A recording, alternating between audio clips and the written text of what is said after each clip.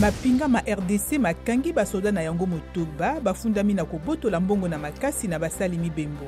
Yango na yango babale kati na bango bafundamaki liboso na koboma bana babale. Bato mwambe ya sika bazwami na bokono ya Ebola na Beni na Nord Kivu. Sika motango ya bato bazwami na Ebola mokomi zomi na moko.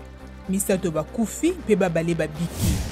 Na Uganda, bato basato bakufi mpe basusu bazoki nsima na bombu mibale ba ADF bafundami kobeta na Kampala.